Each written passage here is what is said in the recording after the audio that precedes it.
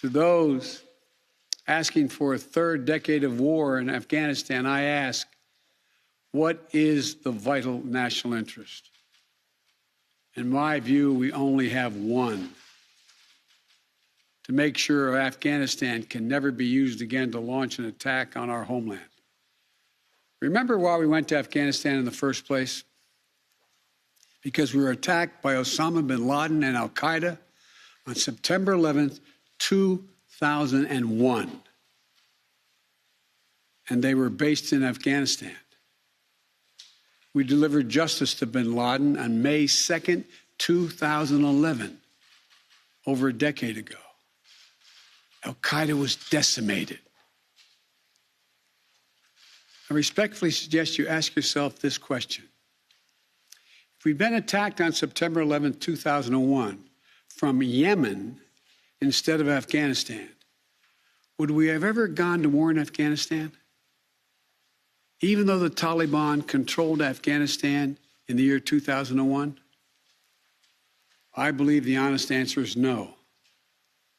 That's because we had no vital interest in Afghanistan other than to prevent an attack on America's homeland and our friends. And that's true today. We succeeded in what we set out to do in Afghanistan over a decade ago. Then we stayed for another decade.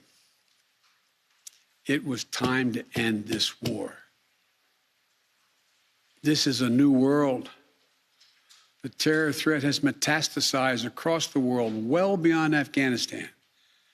We face threats from al-Shabaab in Somalia, al-Qaeda affiliates in Syria and the Arabian Peninsula, and ISIS attempting to create a caliphate in Syria and Iraq and establishing affiliates across Africa and Asia. The fundamental obligation of a president, in my opinion, is to defend and protect America. Not against threats of 2001, but against the threats of 2021 and tomorrow.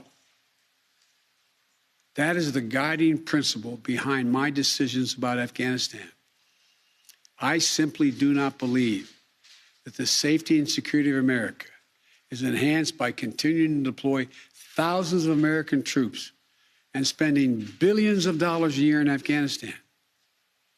But I also know that the threat from terrorism continues in its pernicious and evil nature.